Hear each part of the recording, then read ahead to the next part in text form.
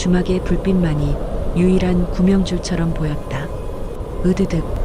이가 절로 부딪힌다. 이대로 주저앉으면 저 메마른 바람 속에 뼈까지 얼어붙어 봄이 올 때까지 시체조차 찾지 못하리라. 나는 엄발을 질질 끌며 주막 처마 밑으로 급히 몸을 구겨 넣었다. 비록 사방이 트인 평상이었지만 엉성하게 둘러쳐진 거적대기가 칼바람을 막아주니 그 안은 딴 세상처럼 아늑했다. 솥단지에서 펄펄 끓어오르는 구수한 국밥 김, 옹기종기 모여 앉은 사내들의 열기, 왁자지껄한 말소리가 얼어붙은 공기를 덮이고 있었다. 그 평범한 온기가 사무치게 부러웠다. 구석진 평상 끄트머리에 쭈그리고 앉았다. 주모가 툭 내려놓고 간 국밥 한 그릇. 후루룩. 뜨거운 국물이 식도를 타고 내려가자 그제야 얼었던 내장이 비명을 지르며 깨어난다.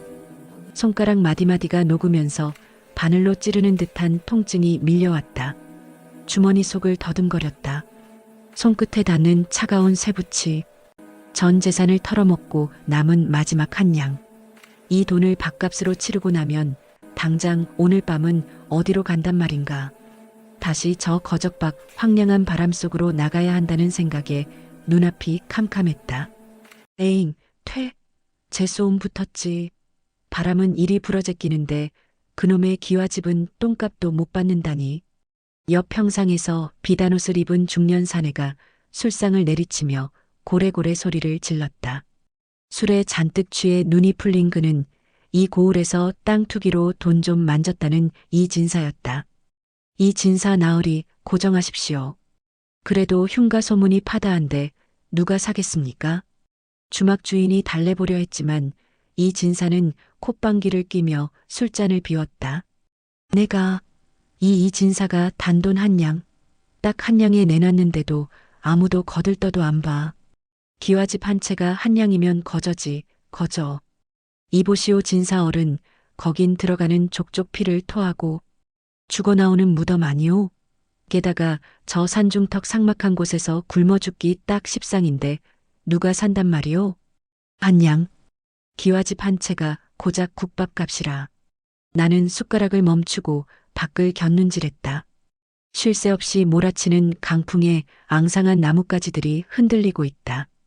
지금 나가면 나는 확실히 죽는다. 길바닥에서 동태처럼 꽁꽁 얼어 까마귀 밥이 되겠지. 하지만 저 흉가라면? 귀신이 나온다지만 적어도 지붕은 있고 벽은 있지 않은가.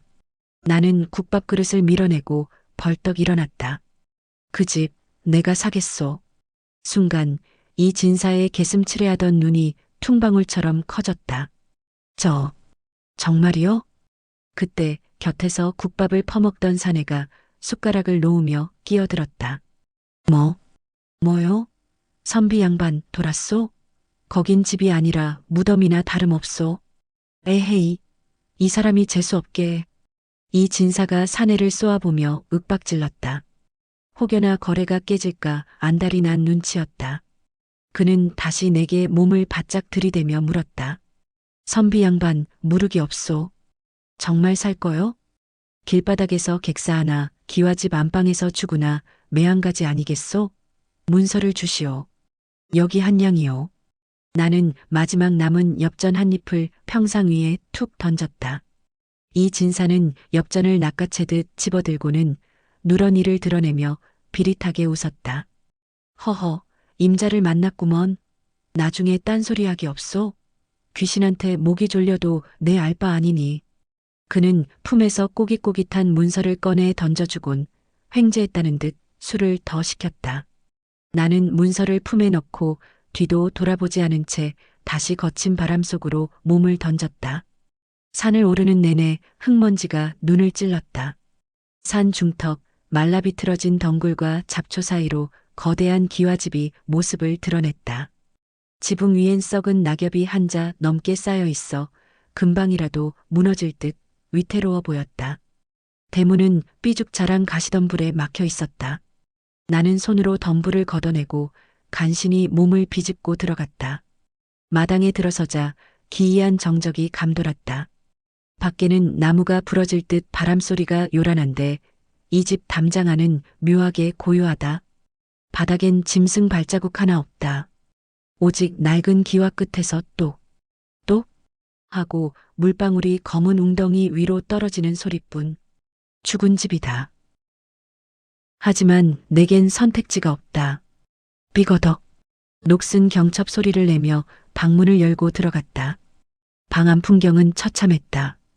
분명 비를 피할 수 있는 방인데 천장 구석마다 거미줄이 쳐져 있고 벽지는 검은 곰팡이가 피어 얼룩덜룩했다.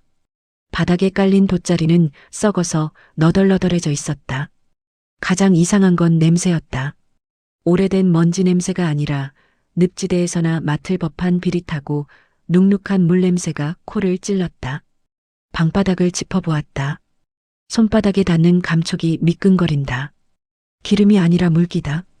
차가운 냉기가 아니라 끈적한 습기가 옷을 파고든다. 밖은 모든 것을 바짝 말려버리는 마른 추위인데 이 집 안은 뼛속까지 썩게 만드는 젖은 추위다. 후. 입김을 불어도 따뜻해지지 않는다. 나는 젖은 아궁이에 간신히 불씨를 살려 촛불 하나를 켰다.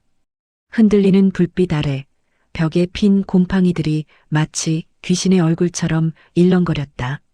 그때였다. 정막을 깨고 소문으로만 듣던 그 소리가 들려오기 시작했다. 기익, 으흐흑, 으흐흑. 누군가 손톱으로 문짝을 긁어대는 날카로운 소리, 그리고 여인이 서럽게 우는 듯한 소리. 내 심장이 쿵 하고 내려앉았다. 잘못 들은 게 아니다. 이 텅 빈 집안에 나 말고 다른 무언가가 있다. 기익, 으흐흑, 으흐흑. 소리는 멈추지 않았다. 문풍지를 손톱으로 긁어대는 저 소름 끼치는 소리는 밤새도록 내 귓가를 맴돌았다. 이불을 머리끝까지 뒤집었었지만 축축한 한기는 이불 속까지 파고들었다. 나는 웅크린 채 식은땀을 흘리며 밤을 지새웠다. 잠이 들면 저 문 밖의 존재가 방 안으로 들어와 내 목을 조를 것만 같았다. 어느새 창호지가 푸르스름하게 밝아왔다. 아침이다. 살았다. 안도의 한숨을 내쉬며 몸을 일으키려는데 억하고 비명이 터져나왔다. 몸이 천근만근이었다. 단순히 잠을 설친 피로가 아니었다. 마치 물 먹은 솜니부를 온몸에 칭칭 감고 있는 것처럼 팔다리가 무거웠다. 관절 마디마디가 녹슨 경첩처럼 삐거덕거리고 쑤셨다. 이불을 걷어냈다. 덮고 잤던 이불이 땀과 습기에 젖어 축축했다. 방바닥을 짚으니 손바닥에 물기가 흥건하게 묻어났다. 아궁이에 불을 뗐는데도 방은 마를 기미가 없었다.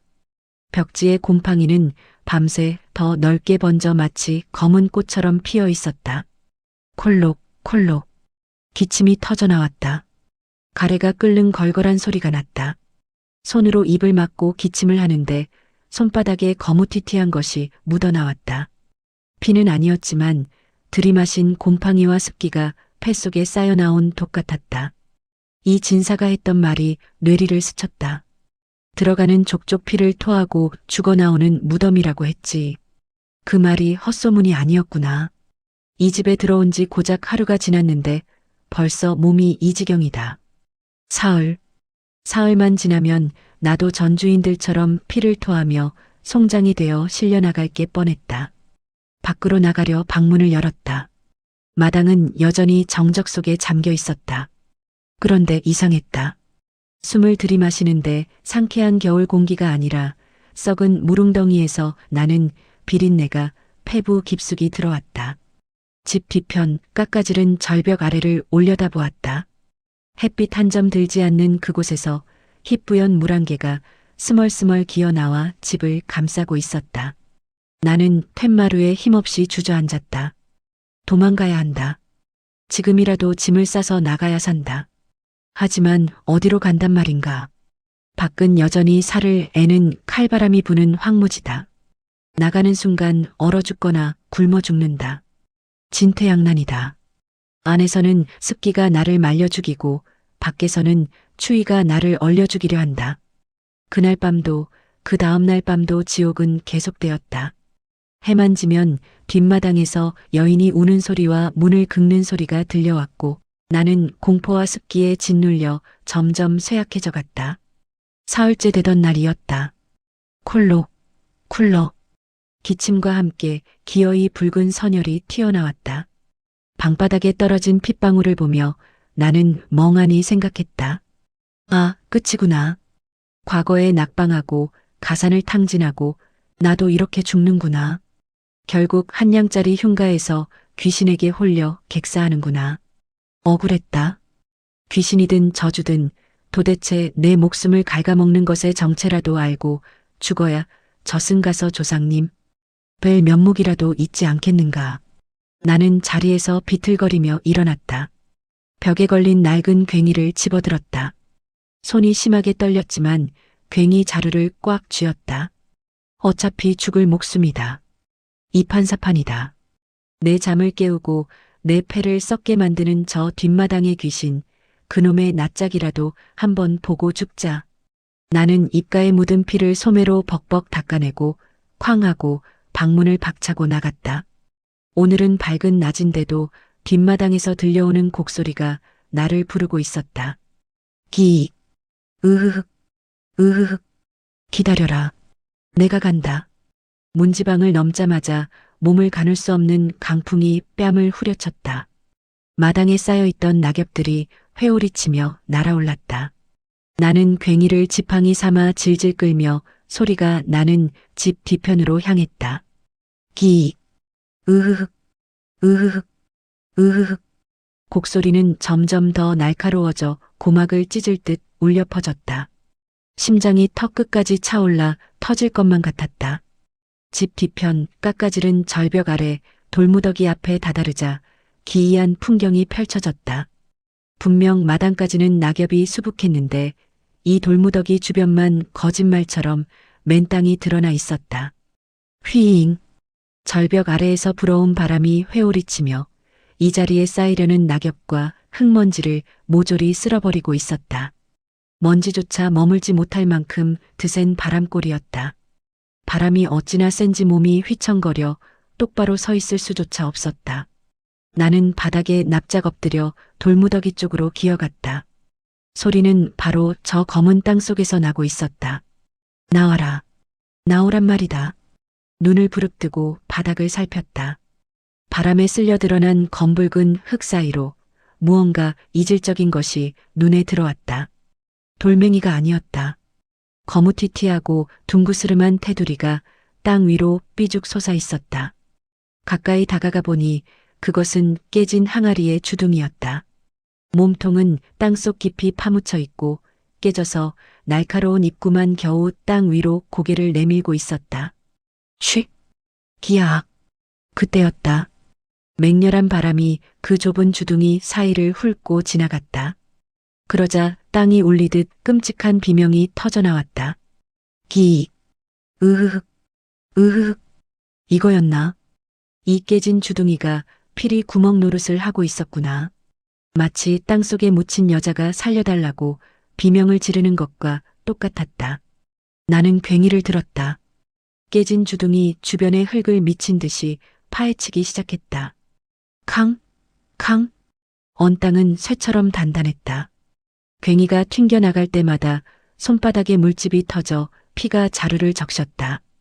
그래도 멈추지 않았다. 한참을 팠을까. 괭이 끝에 묵직한 것이 걸렸다. 흙을 걷어내자 항아리의 어깨가 드러났다. 그런데 이건 보통 항아리가 아니었다. 파도 끝이 보이지 않는 사람 하나는 거뜬히 들어갈 만큼 거대한 독이었다. 그 엄청난 크기의 독이 땅속에 통째로 묻혀 오직 숨구멍처럼 주둥이만 내밀고 있었던 것이다. 설마 나는 확인해야 했다. 괭이를 던지고 그 거대한 주둥이 위로 몸을 날렸다. 내 가슴과 배로 깨진 독의 입구를 덮어버렸다. 차가운 독이 파편이 백가죽을 찔렀지만 꾹 참았다. 순간 거짓말처럼 내 밑에서 울리던 소리가 뚝 그쳤다. 등 뒤로는 여전히 바람이 몰아치고 있었지만 내 몸이 덮고 있는 이 독만큼은 죽은 듯 조용했다. 몸을 일으켰다. 기익! 으흐흑! 으흐흑. 다시 독이 울었다. 다시 몸을 덮었다. 조용해졌다. 허, 허, 이놈이었어. 기가 막혀서 웃음조차 나오지 않았다. 귀신? 원한? 다 헛것이었다. 밤새 나를 공포에 떨게 하고 잠 못 들게 했던 그 곡소리의 정체가 고작 이 깨진 독조가리와 바람장난이었다니. 고개를 들어 주변을 둘러보았다. 바람에 흙이 다 쓸려간 맨땅 위로 삐죽삐죽 솟아오른 주둥이들이 보였다. 하나가 아니었다. 십수개의 거대한 독들이 교묘하게 바람길을 향해 아가리를 벌리고 있었다. 이건 우연이 아니다. 누군가 일부러 심어놓은 것이다. 흙이 쌓이지 않는 이 바람골을 찾아내 바람이 불면 소리가 나도록 설계된 장치였다. 이런 썩을 놈들. 나는 바닥에 대자로 드러누웠다. 긴장이 풀리자 온몸의 힘이 쭉 빠져나갔다. 귀신은 없었다. 나를 죽이려던 건 악기가 아니었다. 하지만 안심하기엔 일렀다. 귀신 소리는 잡았지만 내 몸은 여전히 불덩이처럼 뜨거웠고 폐속에선 피 냄새가 올라왔다. 소리의 원인은 찾았지만 사람들이 피를 토하고 죽어나간 진짜 이유는 아직 모른다. 나는 주먹을 꽉 쥐었다. 일단 이것들부터 처리하자. 내 잠을 방해하는 이놈의 주둥아리들부터 닥치는 대로 부숴버리자. 나는 다시 괭이를 잡았다. 이 흉물스러운 독들을 모조리 파내어 박살을 내리라. 그리고 그 속에 무엇이 들어있기에 이토록 깊이 숨겨두었는지 내 두 눈으로 확인하리라. 이놈들, 오늘이 내 놈들 제삿날이다. 나는 손바닥에 침을 퇴뱉고 괭이질을 시작했다. 캉, 캉. 땅은 밤새 내린 서리로 더욱 단단해져 있었다. 괭이를 내리찍을 때마다 손목이 시큰거리고 어깨가 빠질 듯 아팠다. 하지만 멈추지 않았다. 항아리 주둥이 주변을 넓게 파내려갔다. 흙을 걷어낼수록 드러나는 항아리의 몸집은 상상 이상으로 거대했다. 어른 2명이 들어가도 남을 만큼 웅장한 크기였다. 한참을 팠을까. 드디어 첫 번째 항아리의 어깨 부분이 온전히 드러났다. 나는 숨을 헐떡이며 괭이머리로 항아리의 몸통을 후려쳤다. 체엥. 둔탁한 소리가 날 줄 알았는데 의외로 맑고 경쾌한 소리가 났다.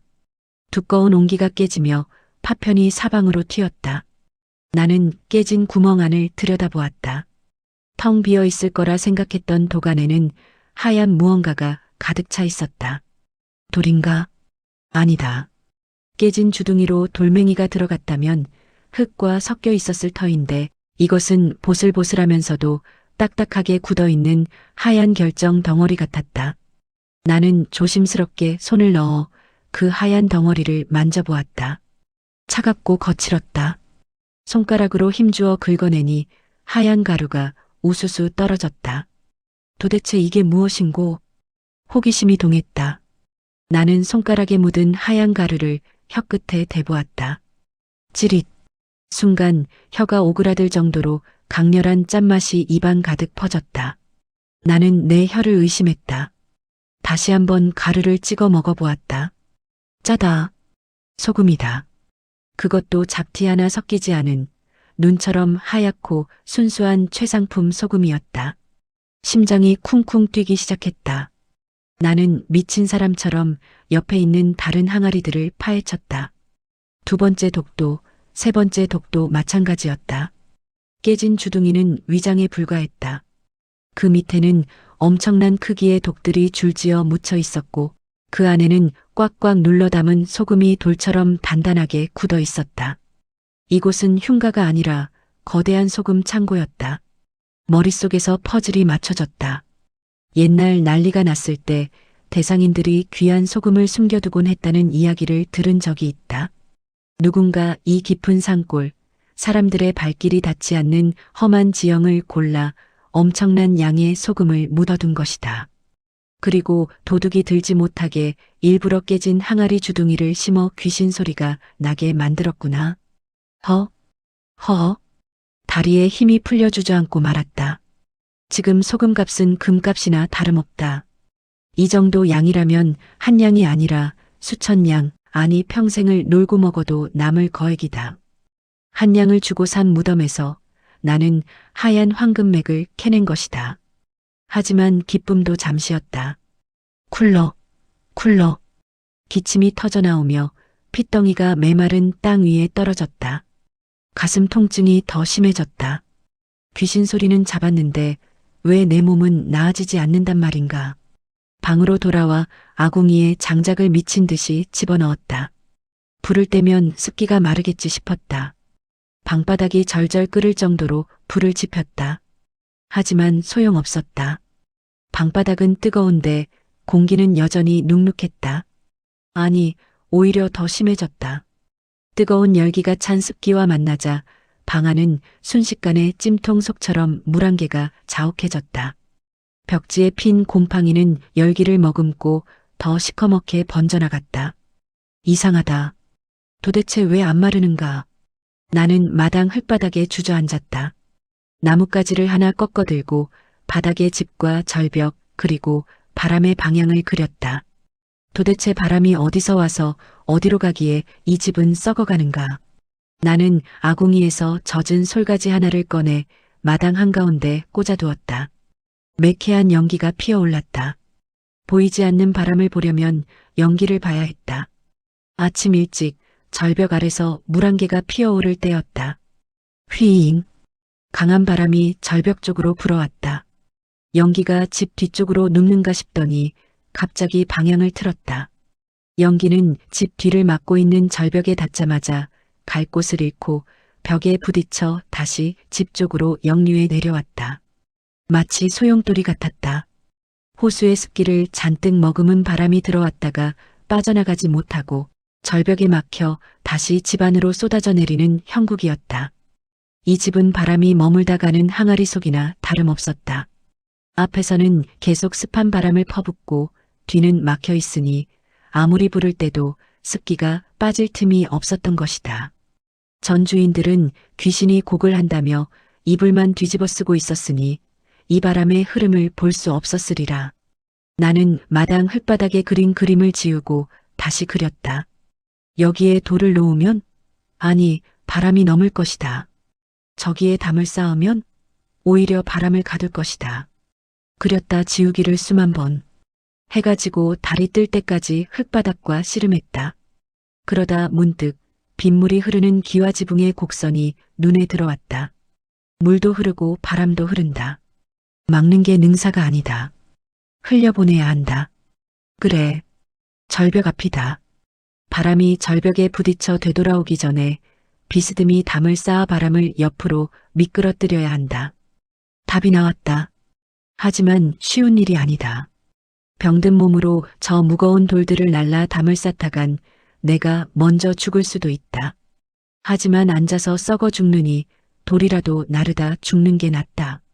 나는 피 섞인 침을 뱉고 자리에서 일어났다. 전쟁이다. 나를 죽이려는 저 바람과의 전쟁이다. 돌 하나가 천근만근이었다. 평생 종이와 붓만 잡았던 손이다. 거친 화강암의 표면에 손바닥살이 지시겨지고 손톱이 뒤집어졌다. 하루에 옮길 수 있는 돌은 고작 서너 개.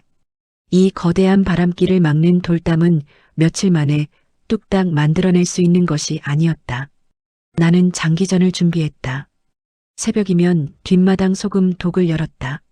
하얀 소금을 한 줌 퍼내어 배보자기에 쌌다. 그리고 남들 눈을 피해 십리박 타 지역 장터로 나갔다. 최상품 소금은 부르는 게 값이었다. 소금 판 돈으로 쌀을 사고 쇠고기를 사서 국을 끓여 먹었다. 든든하게 배를 채우니 몸에서 열이 났다. 으라차차. 이 악물고 바위를 들어 올릴 때마다 온몸에 구멍이란 구멍에서 땀이 비 오듯 쏟아졌다. 신기한 일이었다. 그렇게 땀을 흘리고 나면 뱃속에 엉겨붙어 있던 끈적한 가래와 도끼가 땀과 함께 배출되는 기분이었다. 노동은 그 어떤 탕약보다 훌륭한 보약이었다. 무거운 돌을 나르며 허벅지와 팔뚝에 단단한 근육이 붙기 시작했고 뼛속까지 시리게 했던 냉기는 뜨거운 피가 돌면서 사라졌다. 피를 토하던 기침도 어느새 잦아들었다. 좋은 음식을 먹고 미친 듯이 몸을 움직이니 죽어가던 몸이 스스로 살 길을 찾은 것이다. 하지만 남들 눈에는 달리 보였나 보다. 저 양반 아직 살아있어? 독하다, 독해. 살아만 있으면 뭐해? 귀신한테 홀려서 정신이 나갔어. 멀쩡한 마당에 돌담을 쌓고 자빠졌으니 원.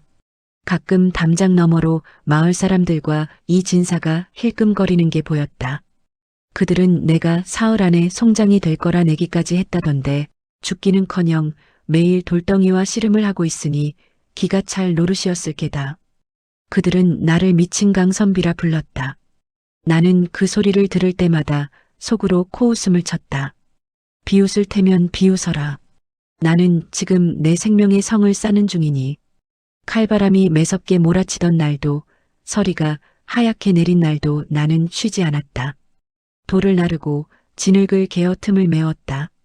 내 손은 거북이 등껍질처럼 투박해졌고 얼굴은 검게 그을렸다. 더 이상 나약한 서생의 모습은 없었다. 그렇게 한 달, 두 달. 시간이 흘렀다. 마당에 쌓여있던 돌무더기가 바닥을 드러내고 대신 절벽 앞에는 거대한 용이 누운 듯한 곡선의 돌담이 웅장하게 자리를 잡았다. 어느덧 매섭던 바람 끝에 따스한 온기가 실려오기 시작했다. 마당 구석에 언 땅이 녹고 이름 모를 들꽃이 고개를 내밀었다. 봄이었다. 나는 마지막 돌 하나를 담장 꼭대기에 올렸다. 내 키를 훌쩍 넘는 아주 긴 견고한 돌담이 완성되는 순간이었다. 나는 흙투성이가 된 손을 털고 허리를 폈다. 폐부 깊숙이 봄바람을 들이마셨다. 가슴이 뻥 뚫리는 듯 시원했다. 이제 확인해야 한다. 내 땀과 피 그리고 지난 겨울의 사투가 헛되지 않았음을. 나는 아궁이에서 젖은 솔가지를 꺼내왔다. 담장 앞에 꽂아두고 불을 붙였다. 희뿌연 연기가 피어올랐다. 때마침 호수 쪽에서 봄바람이 불어왔다. 겨우내 나를 괴롭히던 그 습한 바람이었다. 바람은 마당을 가로질러 절벽을 향해 돌진했다. 그리고 내가 겨우내 쌓은 돌담과 정면으로 마주쳤다. 과연 사악. 바람이 돌담에 닿는 순간 마치 미끄럼을 타듯 담벼락의 곡선을 따라 부드럽게 옆으로 휘어지며 집 밖으로 빠져나갔다. 절벽에 부딪혀 되돌아오던 그 지독한 회오리는 더 이상 없었다. 연기 역시 담을 타고 뱀처럼 스르르 흘러가 허공으로 흩어졌다. 하하. 나도 모르게 웃음이 터져나왔다. 호탕한 웃음소리가 봄산을 울렸다. 내 몸은 강철처럼 단단해졌고 내 집은 이제 완벽한 요새가 되었다. 이제 남은 건 하나뿐이다. 저 뒷마당에 묻힌 하얀 황금들을 세상에 드러내고 나를 비웃던 자들의 코를 납작하게 해주는 일. 나는 괭이를 들었다. 하지만 이번엔 돌을 캐는 괭이가 아니었다. 부자의 문을 여는 열쇠였다. 봄볕이 따사롭다. 겨우내 쌓은 돌담 덕분에 호수의 습한 바람은 집을 비껴가고 대신 남쪽에서 불어오는 훈훈한 봄바람만이 마당에 가득했다. 나는 대청마루에 앉아 차를 한 잔 마셨다. 눅눅해서 썩어가던 기둥은 내가 오치를 새로 하여 반질반질 윤이 났고 곰팡이 꽃이 피었던 벽지는 뜯어내고 하얀 새 창호지를 발랐다. 이제 이곳은 귀신이 나오는 흉가가 아니라 고간대작의 별장이라 해도 믿을 만큼 근사한 저택이 되었다. 에헤이, 강선비, 계시오? 대문 밖에서 왁자지껄한 소리가 들렸다. 마을 사람들이었다. 내가 겨우내 죽지도 않고 멀쩡하게 살아있는 데다 읍내에서 비단 옷을 해입고 고기를 사나른다는 소문이 퍼지자 구경을 온 것이다. 나는 여유롭게 부채를 펼치며 나갔다. 어서들 오시오. 누추하지만 차라도 한잔하고 가시구려. 사람들의 눈이 휘둥그레졌다. 피골이 상접해서 다 죽어가던 거지가 훤칠하고 건강한 귀공자가 되어 나타났으니 그럴 만도 했다. 게다가 뒷마당에는 내가 파낸 거대한 소금 독들이 줄지어 서 있었다. 햇빛을 받아 하얀 소금 결정이 보석처럼 반짝거렸다. 아니, 저게 다 뭐단가? 소금 아니요? 세상에 저 귀한 소금이 저렇게나 많이. 사람들은 입을 다물지 못했다. 소문은 발이 달린 듯 순식간에 퍼져나갔다. 흉가가 소금 광산이었다는 소식은 삽시간에 고을 전체를 뒤흔들었다. 그리고 그 소문은 기어이 듣지 말아야 할 사람의 귀에도 들어갔다. 이놈, 강가 이놈아. 대문이 부서져라 열리며 들이닥친 건 이 진사였다. 그는 뒷마당에 쌓인 소금 독들을 보자마자 얼굴이 불그락푸르락해지더니 뒷목을 잡고 넘어갈 듯 비틀거렸다. 이게 다 내 것이거늘. 이 진사는 땅을 치며 통곡을 했다. 내가 미쳤지. 내가 눈이 멀었지. 이 금덩어리들을 한 양에 넘기다니. 그는 바닥을 구르며 생떼를 쓰기 시작했다. 여봐라. 이놈은 도둑놈이다. 남의 집에 숨겨진 보물을 훔친 도둑놈이야. 나는 코웃음을 쳤다. 도둑이라니요. 정당하게 돈을 주고 산 내 집 물건이요. 시끄럽다. 나는 집을 팔았지 소금을 판 적은 없다. 당장 관하로 가자. 내 이 소금들을 도로 찾아와야겠다. 이 진사는 내 멱살을 잡았다. 마을 사람들이 웅성거리며 몰려들었다. 나는 그의 손을 매몰차게 뿌리치지 않았다. 오히려 옷매무새를 다듬으며 당당하게 그를 노려보았다. 좋소. 갑시다. 사또 앞에서 시시비비를 가려봅시다. 우리는 관하로 향했다. 이 진사는 가는 내내 저놈이 내 보물을 훔쳤다며 고래고래 소리를 질렀고 나는 묵묵히 걸음을 옮겼다. 두렵지 않았다. 내 품속에는 곰팡이 냄새나는 낡은 매매 문서가 들어있었다. 지난 겨울 추위와 싸우며 돌을 나르고 피를 토하며 지켜낸 내 권리였다. 관아의 마당은 구경 나온 사람들로 인산인해를 이루었다. 사또가 정자에 앉아 우리를 내려다보았다. 이 진사 무슨 일로 이리 소란을 피우느냐. 이 진사가 엎드려 울며 고했다. 사또 나으리 억울합니다. 저 강가놈이 제 무지를 이용하여 수만 양어치 보물이 묻힌 집을 단돈 한 양에 가로채 갔습니다. 집은 주더라도 땅속의 소금은 제 조상님이 묻어둔 것이니 당연히 제 것이 아니겠습니까? 부디 저 도둑놈을 벌하시고 소금을 되찾아 주십시오. 사또의 시선이 나에게로 향했다. 강선빅 할 말이 있느냐? 나는 천천히 앞으로 걸어나갔다. 그리고 품에서 꼬깃꼬깃한 문서를 꺼내 높이 쳐들었다. 사또, 여기 증거가 있습니다. 이제 마지막 싸움이다. 이 혀끝으로 저 탐욕스러운 자의 입을 다물게 하고 나의 승리를 확정지을 시간이다. 관아 마당엔 침묵이 감돌았다. 구경 나온 마을 사람들도 포졸들도 모두 숨을 죽이고 나와 사또 그리고 이 진사를 번갈아 쳐다보았다. 사또가 내민 문서를 받아 읽어내려갔다. 어디 보자. 본 기와집과 그 터에 속한 모든 것을 강가에게 한 양의 영구히 넘긴다. 이후 어떤 문제나 병고가 생겨도 전주인은 책임지지 않으며 물리기나 딴소리를 할 수 없다. 사또가 고개를 들어 이 진사를 보았다. 이 진사, 이 문서에 찍힌 도장이 내 것이 맞느냐? 이 진사가 억울하다는 듯 바닥을 치며 울부짖었다. 맞습니다. 하오나 사또, 저는 썩은 기둥과 귀신 나오는 집을 팔았지 땅속에 묻힌 소금을 판 게 아닙니다. 저놈이 땅을 파서 제 조상님의 유산을 훔쳐간 것입니다. 상식적으로 생각해 주십시오. 소금이 있는 줄 알았으면 제가 미쳤다고 단돈 한 양에 팔았겠습니까?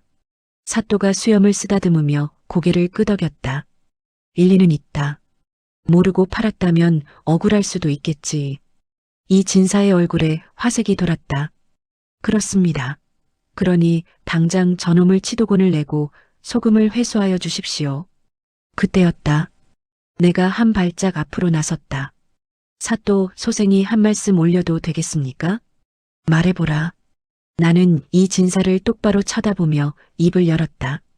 이 진사 어른, 제가 처음 이 집을 살 때 하신 말씀을 기억하십니까? 뭐라? 사람이 들어가면 사흘 안에 송장이 되어 나오는 흉가라 하셨지요. 그러면서 저에게 뭐라 하셨습니까?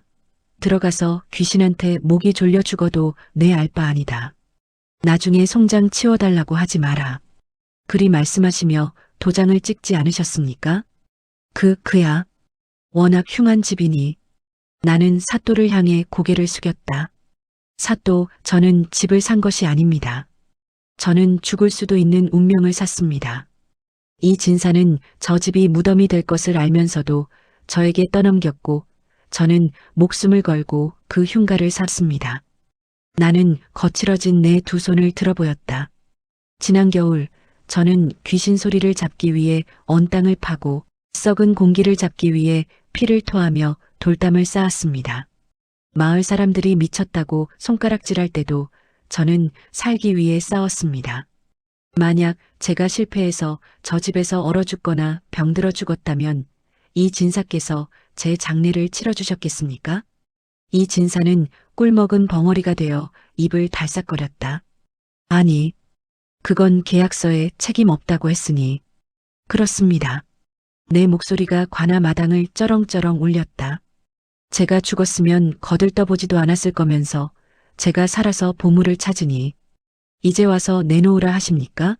흉과 복은 한 몸입니다. 흉을 팔았으면 그 안에 든 복도 함께 판 것입니다. 귀신 나오는 무덤을 한양에 버릴 땐 언제고 이제 그 무덤이 황금성이 되니 배가 아프십니까? 구경하던 사람들 사이에서 올소. 강선비 말이 맞네. 하는 소리가 터져나왔다. 사또가 탁자를 탁 치며 판결을 내렸다. 듣거라. 거래란 물건만 오가는 것이 아니라 그에 따른 책임도 오가는 것이다. 이 진사는 집의 흉함을 피하려 헐값에 넘겼고 모든 책임을 강선비에게 지웠다. 강선비가 목숨과 지혜로 그 흉함을 기람으로 바꾸었으니 그 땅에서 나온 소금 또한 마땅히 강선비의 것이다. 사또, 아이고. 이 진사는 그대로 바닥에 널브러졌다. 이놈의 팔자야. 내가 미쳤지. 그 소금 단지를 깔고 앉아서 귀신 타령만 했으니. 아이고 배야. 아이고 속쓰려. 그는 제분을 이기지 못해 가슴을 쥐어뜯으며 대성통곡을 했다. 곤장을 맞는 것보다 더 처절한 모습이었다. 평생을 내가 내 복을 걷어찼다는 후회 속에 살게 될 터였다. 그것이야말로 탐욕스러운 자에게 내리는 가장 무서운 형벌 아니겠는가. 나는 사또에게 큰 절을 올리고 관아를 나섰다. 등 뒤로 쏟아지는 봄 햇살이 따스했다. 그 후 나는 소금을 팔아 큰 돈을 벌었다. 하지만 그 돈을 혼자 쓰지 않았다. 소금 판 돈의 절반을 털어 고을에 의원을 세웠다. 나처럼 돈이 없어 병을 키우는 사람이 없게 하기 위해서였다. 그리고 남은 돈으로는 다시 책을 샀다. 사람들은 이제 나를 소금 부자라 부르지 않고 지혜로운 강선비라 불렀다. 어느 날 밤 나는 달빛이 비치는 돌담길을 거닐며 생각했다. 세상에 버려진 흉가는 없다. 다만 그 가치를 알아보는 주인을 만나지 못했을 뿐. 내 인생도 그러했다. 낙방거사라 손가락질 받던 한 양짜리 인생이었지만 포기하지 않고 닦고 고치니 이토록 빛나는 황금 인생이 되지 않았는가. 호수에서 불어오는 바람이 돌담을 타고 부드럽게 흘러갔다. 더 이상 춥지 않았다. 오늘 이야기는 어떠셨나요? 즐거우셨다면 구독과 좋아요 꼭 눌러주세요. 다음엔 더 흥미진진한 이야기로 찾아볼게요. 편안한 밤 보내세요.